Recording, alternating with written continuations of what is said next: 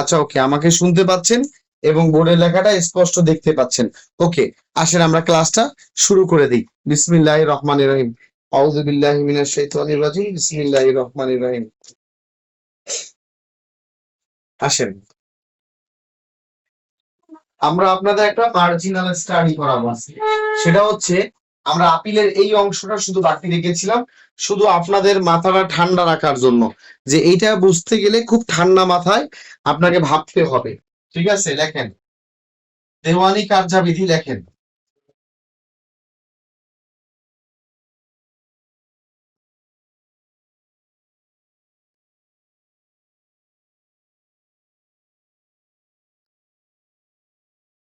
দেওয়ানি কার্যাবিধি 1908।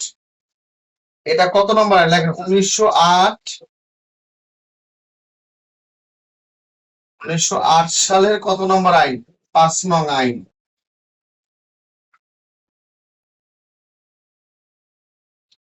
এইভাবে করে আপনাদের রিটেন পরীক্ষায় লিখতে হবে। দেওয়ানি আইন কত নম্বর আইন? 1908 সালের 5 নং আইন। এটা আপনাদের সুন্দর করে এভাবে লিখতে হবে। হ্যাঁ, সুন্দর করে এভাবে লিখতে হবে। এইবার লেখেন আমরা আপিলের যে অংশটা, আমাদের যে আপিলের যে অংশটা লেখেন ধারা 107। ধারা 107 আপনাদের পড়াচ্ছিলাম। তো ধারা 107 এবং কি বলা আছে? আপিল আদালতের ক্ষমতা 4টি। লিখে ফেলেন।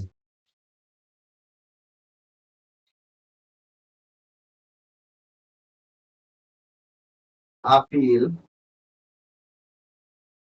আদালতের ক্ষমতা কয়টি? আপিল আদালতের ক্ষমতা হচ্ছে 4টি। সুন্দর করে লিখে ফেলুন। আপিল আদালতের ক্ষমতা কয়টি? আপিল আদালতের ক্ষমতা হচ্ছে 4টি। ওকে, আপিল আদালতের ক্ষমতা কয়টি? আপিল আদালতের ক্ষমতা 4টি। 107। এখানে 1 নম্বরে কি বলা আছে লেখেন, কোন মোকদ্দমা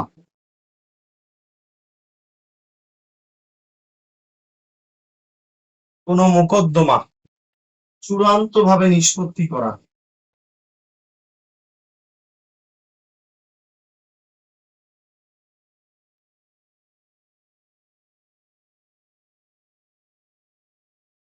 কোন মোকদ্দমা চূড়ান্ত ভাবে নিষ্পত্তি করা, এটা হচ্ছে আপিল আদালতের পয়লা কাজ। আপিল আদালতের প্রথম কাজ হচ্ছে কোন মোকদ্দমা চূড়ান্ত ভাবে নিষ্পত্তি করা, to determine A case finally. দ্বিতীয় লেখেন,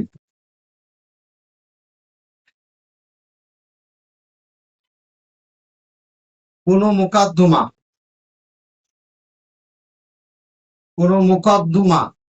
পূর্ণ বিচারের জন্য ফেরত পাঠানো। লেখেন পূর্ণ বিচারের জন্য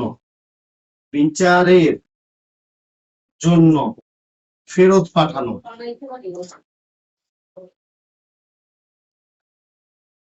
কোন মোকদ্দমা পুনরায় বিচারের জন্য কি করা? ফেরত পাঠানো। কোন মোকদ্দমা পুনরায় বিচার করার জন্য কি করা? ফেরত পাঠানো। এটাকে ইংলিশে বলা হয় টু রিমান্ড এ কেস। লেখেন টু রিমান্ড এ কেস। লেখেন টু রিমান্ড এ কেস। সুন্দর করে লেখেন টু রিমান্ড এ কেস। খুব সুন্দর করে লিখবেন। এবার লেখেন 3 নাম্বার। 3 নাম্বার হচ্ছে কি? বিচার্য বিষয় গঠন করা।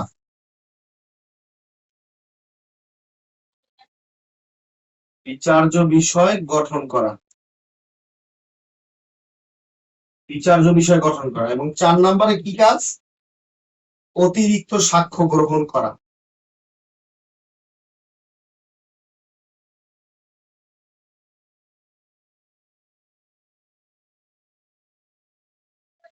এটা আমরা কালকে পড়েছিলাম। এটার সাথে আমাদের অর্ডার 41-এর আমরা মিলিয়ে পড়াবো। এই জন্য আপনাদের আবার আমি বুঝিয়ে দিচ্ছি, মনোযোগ দিয়ে খেয়াল করেন।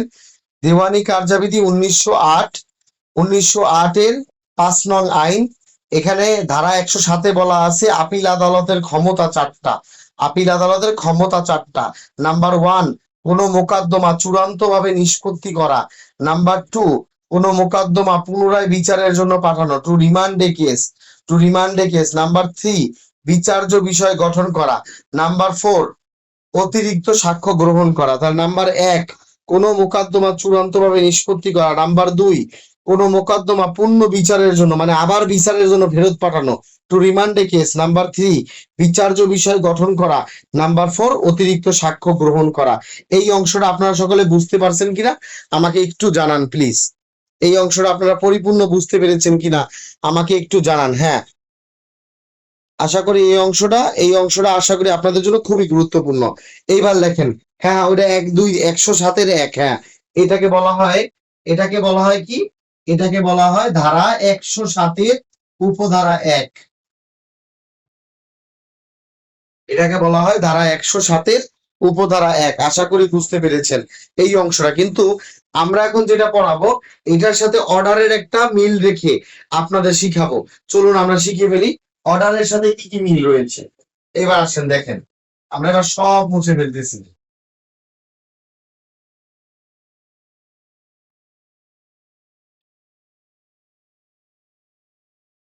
আমরা এবার অর্ডারের সাথে পুরোটা মিলাবো। খেয়াল করেন, খেয়াল করেন। এবার খুব মজা দিয়ে, এবার খুব মনোযোগ সহকারে খেয়াল করেন। লেখেন,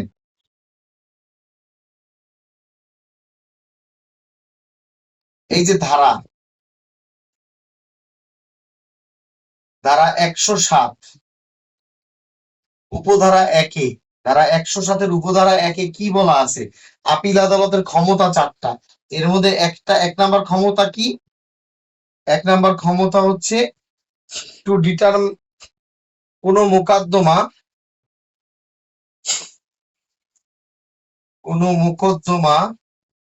চূড়ান্তভাবে নিষ্পত্তি করা।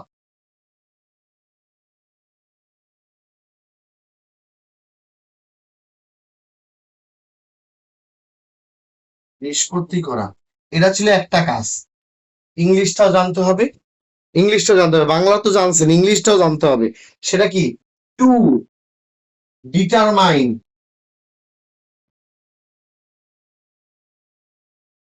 এ case final, to determine A case finally, এটা সুন্দর করে জানতে হবে। এবং নাম্বার 2 হচ্ছে আরেকটা কাজ শিখেছিলাম, সেটা কি? টু রিমান্ড এ কেস, কোন মোকদ্দমা,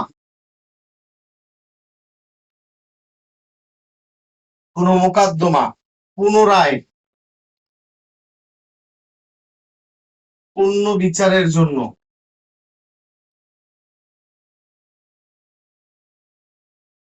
ফেরত পাঠানো, ফেরত পাঠানো। কোন মোকদ্দমা পুনরায় বিচারের জন্য কি করা বলেন তো? ফেরত পাঠানো। কোন মোকদ্দমা পুনরায় বিচারের জন্য কি করা? ফেরত পাঠানো। এটাকে বলা হয় টু রিমান্ড এ কেস। রিমান্ড শব্দের অর্থ ফেরত পাঠানো। টু টু রিমান্ড এ কেস। এই যে এই দুইটা জিনিস যে আমরা শিখেছি 107-এর 1-এই যে এই দুইটা জিনিস আমরা শিখেছি, এটা কোন আদেশের বিস্তারিত পদ্ধতি দেওয়া আছে? কোন আদেশের বিস্তারিত পদ্ধতি দেওয়া আছে বলতে পারেন? এই দুইটা কথা, কোন আদেশে এটা বিস্তারিত দেওয়া আছে? লেখেন, আদেশ 41। লেখেন, আদেশ 41, XLI, আদেশ 41। লেখেন, বিধি,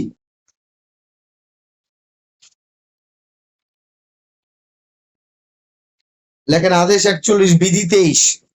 আদেশ 41 বিধি 23, এটাকে বলা হয় 41। ওকে, 41, অনেকে রোমান সংখ্যা বুঝবে না। আদেশ 41 বিধি 23-এ এর বিস্তারিত কথাটা পদ্ধতি বলা আছে।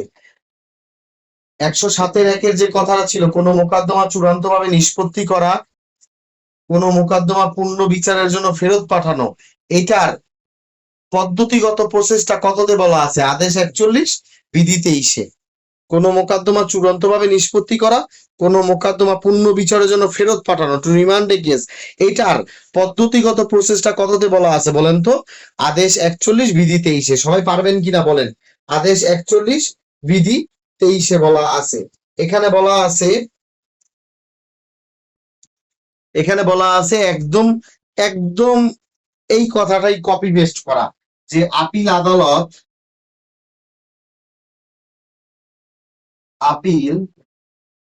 আদালত চাইলে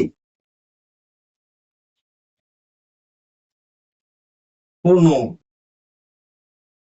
কোনো মোকদ্দমা, দেখেন কোনো মোকদ্দমা চূড়ান্তভাবে নিষ্পত্তি করতে পারেন।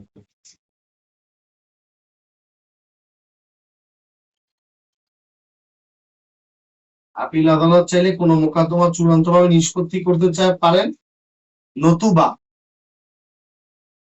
নতুবা পূর্ণ বিচারের জন্য পুনরায় পুনরায় পুনরায় বিচারের জন্য, লেখেন নতুবা নতুবা পুনরায় বিচারের জন্য, লেখেন নতুবা পুনরায় বিচারের জন্য, লেখেন নতুবা পুনরায় বিচারের জন্য, পুনরায় বিচারের জন্য,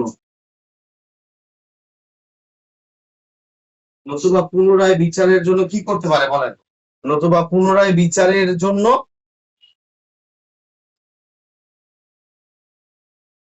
ডিক্রি প্রদানকারী আদালতের কাছে ফেরত দিতে পারে।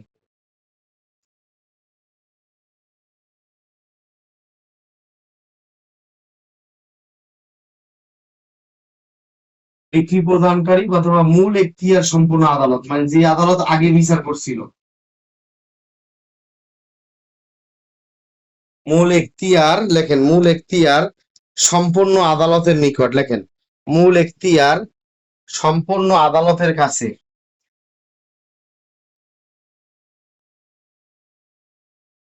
আদালতে ফেরত দিতে পারেন। এই যে ফেরত, এই শব্দটা ইম্পর্টেন্ট, ফেরত দিতে পারেন, ফেরত দিবেন। এই যে এই কথাটা ইম্পর্টেন্ট। ফেরত শব্দের অর্থ হচ্ছে রিমান্ড। ফেরত শব্দের অর্থ কি? আমি গোল দিয়েছি কেন বলেন? ফেরত শব্দের অর্থ কি? রিমান্ড। তো আশা করি এই অংশটা আপনাদের জন্য ভীষণ গুরুত্বপূর্ণ। আমি পুরোটা আবার আপনাকে একটা সামেশন করে, সামারি করে আপনাকে একটু বুঝাচ্ছি, একটু মনোযোগ দিয়ে খেয়াল করুন। সকলের দৃষ্টি আকর্ষণ করতেছি, এই অংশটা আপনাদের জন্য রিটেনের জন্য super important, very very important and very very vital. So আসেন এই অংশটা আমরা আবার একটু বলি। সেটা হচ্ছে 107-এর ধারা 107-এর উপধারা 1-এ বলা ছিল যে আপিল আদালতের ক্ষমতা। কি বলা ছিল? এই দেখেন, আপিল আদালতের ক্ষমতা, আপিল আদালতের আপিল আদালতের ক্ষমতা, এই কথাটা সুন্দরভাবে বলা ছিল। ধারা 107-এর উপধারা 1-এ বলা আছে আপিল আদালতের ক্ষমতা। এর মধ্যে পয়লা ক্ষমতাটা কি ছিল? পয়লা ক্ষমতা ছিল কোন মোকদ্দমা চূড়ান্ত ভাবে নিষ্পত্তি করা। ইংলিশ হচ্ছে to determine A case finally, to determine A case finally, কোন মোকদ্দমা চূড়ান্ত ভাবে নিষ্পত্তি করা। 2 নম্বর কাজটা ছিল কি? কোন মোকদ্দমা পূর্ণ বিচারের জন্য, মানে পুনরায় বিচারের জন্য ফেরত পাঠানো। এই ফেরত শব্দের অর্থ রিমান্ড, টু রিমান্ড এ কেস। এই রিমান্ড, রিমান্ড শব্দের অর্থ হচ্ছে ফেরত। রিমান্ড শব্দের অর্থ কি? ফেরত। এটা মাথায় রাখবেন। তাহলে টু রিমান্ড এ কেস, কোন মামলাকে কি করা? ফেরত পাঠানো। তাহলে সবাই আমাকে বলেন তো, রিমান্ড শব্দের অর্থ কি? ফেরত পাঠানো। রিমান্ড শব্দের অর্থ কি? ফেরত পাঠানো। টু রিমান্ড এ কেস, রিমান্ড শব্দের অর্থ কি? ফেরত পাঠানো। রিমান্ড শব্দের অর্থ কি? ফেরত পাঠানো। এই দুইটা কথার বাস্তবায়ন, পদ্ধতিগত প্রসেস, এটার বাস্তবায়ন ঘটেছে আদেশ 41 বিধি 23-এ। রিটেনে ঠিক এইভাবেই লিখতে হবে, আপনাকে ঠিক এই স্টাইলেই লিখতে হবে। আদেশ 41 বিধি 23-এ বলা আছে আপিল আদালত, একটু গুছাইয়া লিখবেন এই কথাটা। আপিল আদালত চাইলে কোন মোকদ্দমা চূড়ান্ত ভাবে নিষ্পত্তি করতে পারে। আপিল আদালত চাইলে পুরো মামলাটা নিজে বিচার করতে পারে, নতুবা পুনরায় বিচারের জন্য ডিক্রি প্রদানকারী আদালত, মানে আগের আদালত অথবা মূল এখতিয়ার সম্পন্ন আদালতের কাছে ফেরত পাঠাতে পারে। এই অংশটা ক্লিয়ার কিনা আমাকে একটু জানান প্লিজ। অর্থাৎ আমরা ধারা 107-এ কি পড়েছিলাম? যে কোনো মোকদ্দমা চূড়ান্ত, আপিল আদালতের ক্ষমতা কোনো মোকদ্দমা চূড়ান্ত ভাবে নিষ্পত্তি করা, টু রিমান্ড এ কেস অথবা মামলা ফেরত পাঠানো। এই কথার বাস্তবায়ন ঘটেছে আদেশ 41 বিধি 23-এ। কি বলা হয়েছে? আপিল আদালত চাইলে কোনো মামলা নিজে চাইলে পুরো বিচার করতে পারে, নতুবা আগের আদালতের কাছে ফেরত পাঠিয়ে দিতে পারে। যে ধর মিয়া কি বিচার করছো, যদি ভুল আছে যাও আবার বিচার করো গিয়া, পুনরায় ফেরত পাঠাইতে পারে। এই অংশটা পুরোপুরি বুঝছি কিনা আমাকে একটু কমেন্টে জানান। এই অংশটা পুরোপুরি বুঝছি কিনা আমাকে একটু বলেন, কমেন্ট করেন যে স্যার বুঝতে পেরেছি, পরীক্ষা এইভাবেই লিখতে হবে স্যার, বুঝতে পেরেছেন কিনা বলেন। এটা আপনাদের রিটেনের জন্য সুপার ইম্পর্টেন্ট, এই অংশটা আপনাদের রিটেনের জন্য ভেরি ভেরি ইম্পর্টেন্ট। এই অংশটা আমাকে বুঝতে পারলে ওকে বলেন। আচ্ছা, ওকে, থ্যাংক ইউ।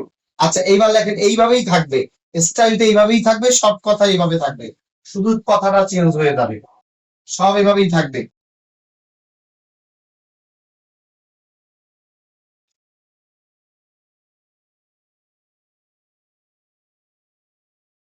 এবার লেখেন 2 নাম্বার।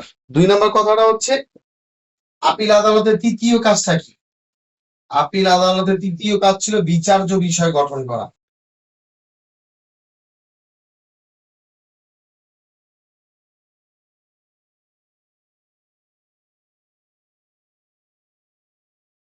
বিচার্য বিষয় গঠন করা, ইংলিশে বলা হয় to frame issue, to framing, frame a an issue, বিচার্য বিষয় গঠন করা। এটা হচ্ছে আপিল আদালতের আরেকটা কাজ, যে বিচার্য বিষয় আপিল আদালত কি করবে, গঠন করবে। সবাই বুঝতে পারছি আশা করি, এটা বিচার্য বিষয় গঠন করবে, এটা আপিল আদালতের কি আরেকটা কাজ। আপিল আদালতের আরেকটা কাজ বিচার্য বিষয় গঠন করবে, এই কথা তো বললেই হবে না। এটার প্রয়োগটা কোথায় ঘটেছে, এটার প্রসিডিউরাল প্রসেসটা কোথায়, এটার পদ্ধতিগত প্রসেসটা কোথায়, সবাই লেখেন আদেশ 41, সব সময় রোমান সংখ্যায় লিখবেন। আদেশ 41, ব্র্যাকেটে 41, এটা বোঝার জন্য দিয়েছি। বিধি কত? বিধি 25। আদেশ 41 বিধি 25-এ এর প্রসিডিউরাল প্রসেসটা চলতেছে। আদেশ 41 বিধি 25-এ প্রসিডিউরাল প্রসেস চলতেছে। এটা এখানে বলা আছে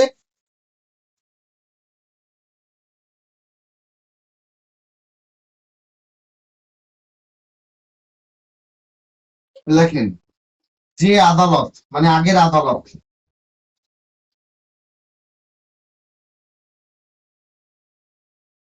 যে আদালত তথ্য সংক্রান্ত ভুল করেছে, লেখেন যে আদালত কি ভুল করেছে বলেন, তথ্য সংক্রান্ত ভুল করেছে। যে আদালত কি করেছে, তথ্য সংক্রান্ত ভুল করেছে। যে আদালত তথ্য সংক্রান্ত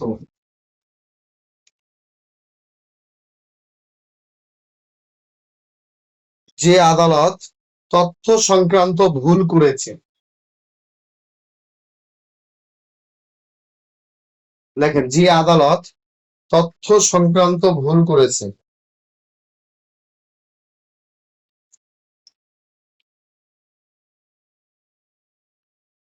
যে আদালত তথ্য সংক্রান্ত ভুল করেছে, তখন আপিল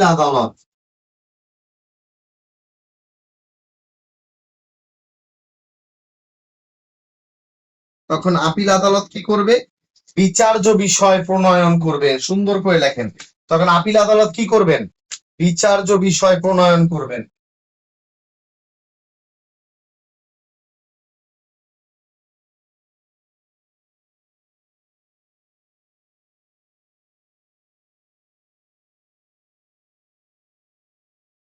তখন আপিল আদালত কি করবেন, বিচার্য বিষয় প্রণয়ন করবেন।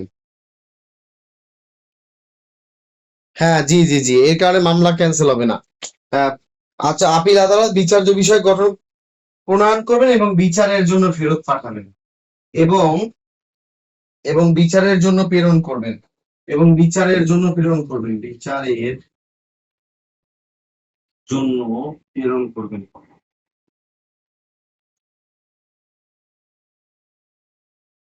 এটাকে ইংলিশে বলা হয় রেফার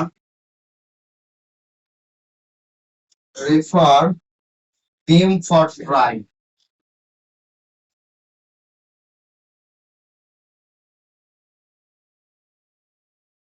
আশা করি এই অংশটা আপনারা ক্লিয়ারলি বুঝতে পেরেছেন।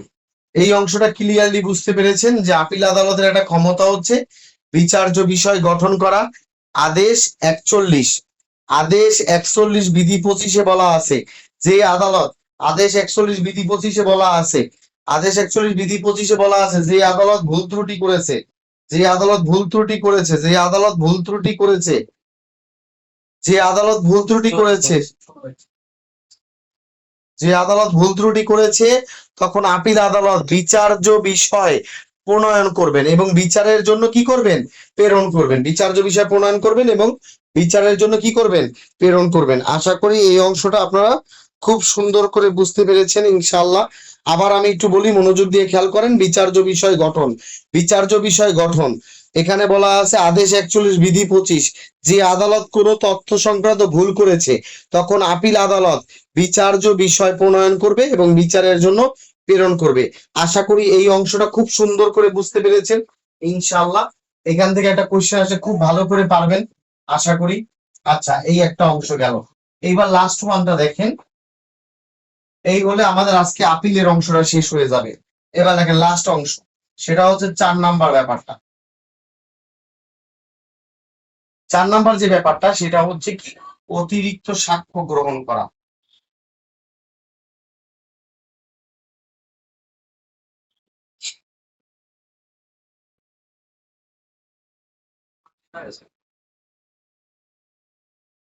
অতিরিক্ত সাক্ষ্য গ্রহণ করা, টু টেক অ্যাডিশনাল এভিডেন্স। লেখেন টু টেক, লেখেন to take additional evidence, additional evidence. লেখেন টু টেক অ্যাডিশনাল এভিডেন্স, অতিরিক্ত সাক্ষ্য গ্রহণ করা। পারবেন না ইনশাআল্লাহ? পারবেন কিনা বলেন? To take additional evidence, to take additional evidence, to take additional evidence, to take additional evidence, অতিরিক্ত সাক্ষ্য গ্রহণ করা। এখানে কি বলা হয়েছে লেখেন, এটা তো লেখা আছে 107-এ, তাই না? এটা আদেশ কততে বলা আছে লেখেন সবাই।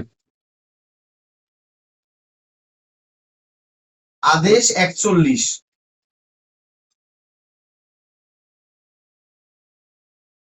বিধি কত? বিধি 27।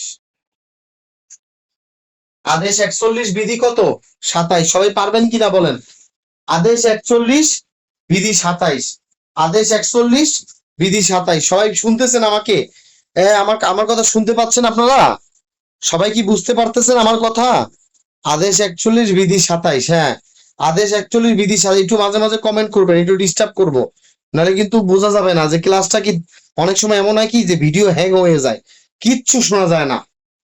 একটু মাঝে মাঝে কমেন্ট করলে মনে হয় যে আমার কথাটা আপনারা শুনতে পাচ্ছেন, ক্লাসটা বুঝতে পারতেছেন। আচ্ছা, অতিরিক্ত সাক্ষ্য গ্রহণ করা, লেখেন এখানে, লেখেন আপিল আদালত, এটা প্রয়োগ ঘটেছে কত? আদেশ 41 বিধি 27। লেখেন আপিল আদালত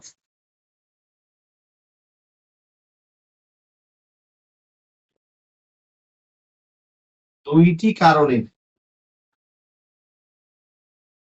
অতিরিক্ত সাক্ষ্য গ্রহণ করেন।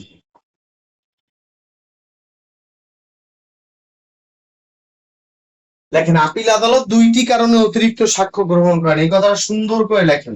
আপিল আদালত দুইটি কারণে অতিরিক্ত সাক্ষ্য গ্রহণ করেন। আপিল আদালত দুইটি কারণে অতিরিক্ত সাক্ষ্য গ্রহণ করেন। কয়টি কারণে? দুইটি কারণে। লেখেন দুইটি কারণে। এক নাম্বার হচ্ছে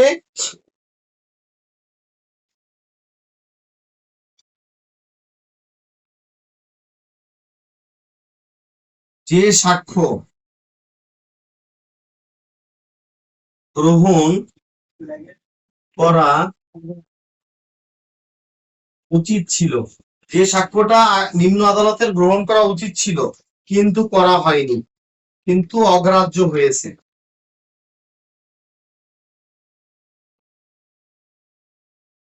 অগ্রাহ্য হয়েছে, এই যে এই সাক্ষ্যটা আদালত তখন অতিরিক্ত সাক্ষ্য গ্রহণ করে।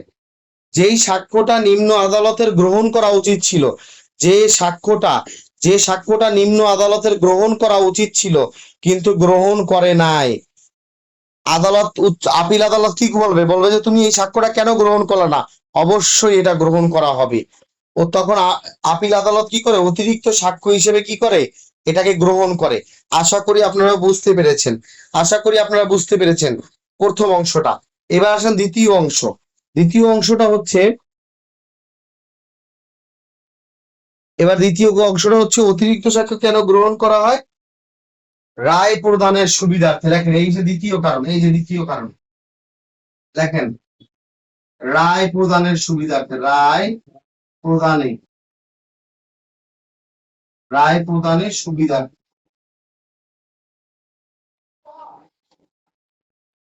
টু প্রোনাউন্স এ জাজমেন্ট। আচ্ছা, রায় প্রদানের সুবিধার্থে। ইনশাল্লাহ এই দুইটা অংশ পারবেন না? এই দুইটা অংশ পারবেন কিনা বলেন? এটাকে বলা হয় রিফিউজ টু অ্যাডমিট এভিডেন্স। এটাকে ইংলিশে বলা হয়, প্রথমটাকে বলা হয় রিফিউজড টু অ্যাডমিট এভিডেন্স।